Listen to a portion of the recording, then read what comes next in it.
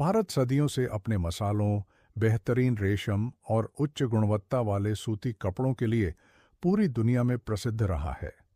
सोने की चिड़िया कहलाने वाले इस देश की संपत्ति और व्यापारिक अवसरों ने हमेशा से विदेशी शक्तियों को अपनी ओर आकर्षित किया। इसी व्यापारिक लालच ने यूरोप की बड़ी-बड़ी और महत्वाकांक्षी कंपनियों को भारत की ओर खींचा, जिसने भारतीय इतिहास की धारा को हमेशा के लिए बदल दिया।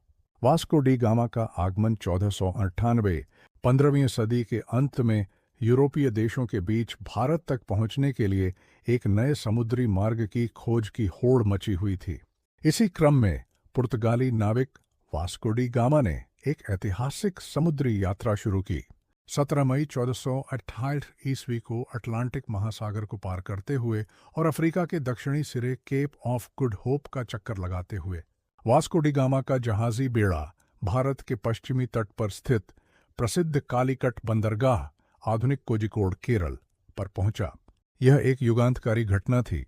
वास्को डी गामा की सफल यात्रा के बाद पुर्तगालियों ने हिंद महासागर में अपनी उपस्थिति को मजबूत करने और मसाले के व्यापार पर एकाधिकार स्थापित करने के लिए तेजी से कदम बढ़ाए।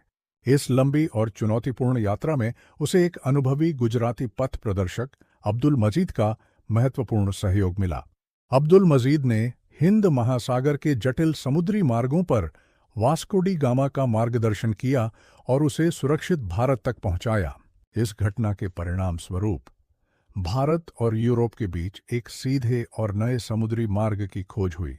इस खोज ने सदियों से चले आ रहे पारंपरिक व्यापारिक मार्गों, जिन पर अरब और इतालवी व्यापारियों का एकाधिकार था, को दरकिनार कर दिया और यूरोपीय शक्तियों के लिए भारत के साथ सीधे व्यापार का दरवाजा खोल दिया। पुर्तगालियों की शुरुआत। वास्को डी गामा की सफल यात्रा के बाद पुर्तगालियों ने हिंद महासागर में अपनी उपस्थिति को मजबूत करने और मसाले के व्यापार पर एकाधिकार स्थापित करने के लिए तेजी से कदम बढ़ाए।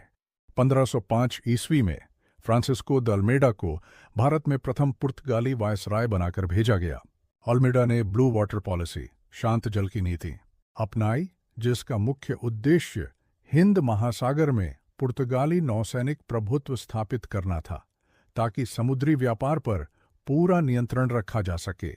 भारत सदियों से अपने मसालों, बेहतरीन रेशम और उच्च गुणवत्ता वाले सूती कपड़ों के लिए पूरी दुनिया में प्रसिद्ध रहा है।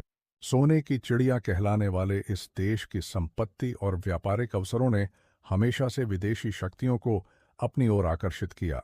इसी व्यापारिक लालच ने यूरोप की बड़ी-बड़ी और महत्वाकांक्षी कंपनियों को भारत की ओर खींचा, जिसने भारतीय इतिहास की धारा को हमेशा के लिए बदल दिया।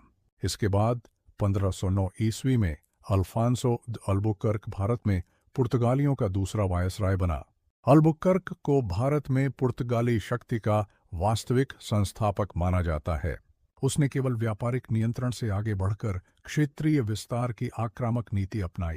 अल्बुकर्क ने अपनी सैन्य रणनीति का परिचय देते हुए 1510 ईस्वी में बीजापुर सल्तनत के तत्कालीन शासक यूसुफ आदिल शाह से गोवा को एक निर्णायक युद्ध में जीत लिया। गोवा का यह अधिग्रहण सामरिक और व्यापारिक दृष्टि से अत्यंत महत्वपूर्ण था।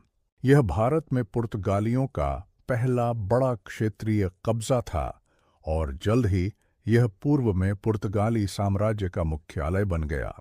यहीं से उन्होंने अपने व्यापारिक और राजनीतिक साम्राज्य का विस्तार करना शुरू किया। भारत में आई यूरोपीय कंपनियां स्थापना वर्ष सहित पुर्तगालियों की सफलता ने अन्य यूरोपीय शक्तियों को भी भारत की ओर आकर्षित किया। आने वाली 2 सदियों में कई यूरोपीय देशों ने अपनी अपनी व्यापारिक कंपनियां स्थापित कीं और भारत के साथ व्यापार करने के लिए एक दूसरे से प्रतिस्पर्धा करने लगे। इन कंपनियों के आगमन का क्रम और स्थापना वर्ष इस प्रकार है। पुर्तगाली East India Company, Estado da India, 1498 ही। यह सबसे पहले आने वाली यूरोपीय शक्ति थी जिसने समुद्री मार्ग की खोज की और व्यापार शुरू किया। अंग्रेजी east India company, British east India company, 1600 ई। महारानी एलिजाबेथ प्रथम द्वारा चार्टर प्राप्त करने के बाद इस कंपनी की स्थापना हुई, जो आगे चलकर भारत पर शासन करने वाली सबसे प्रमुख शक्ति बनी।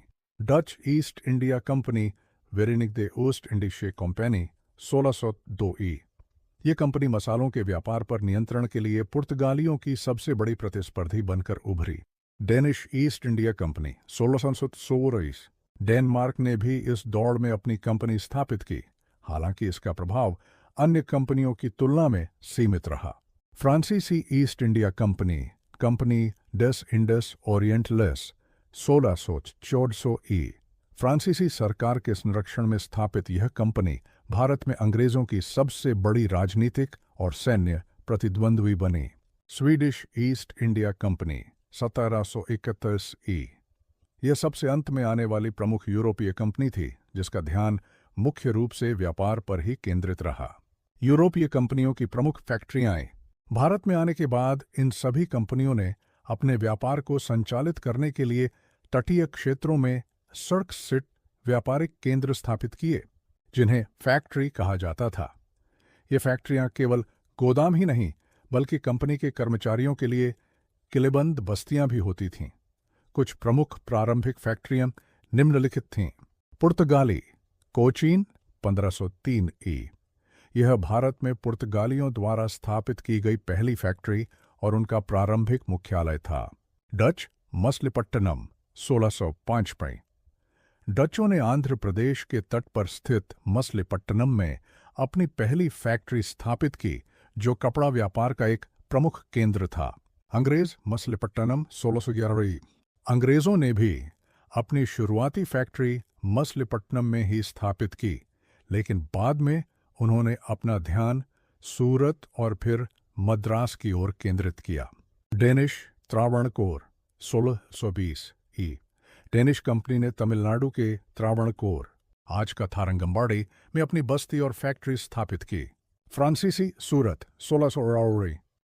फ्रांसीसियों ने गुजरात के प्रमुख व्यापारिक बंदरगाह सूरत में अपनी पहली फैक्ट्री की स्थापना की, जहां पहले से ही अंग्रेज और डच मौजूद थे।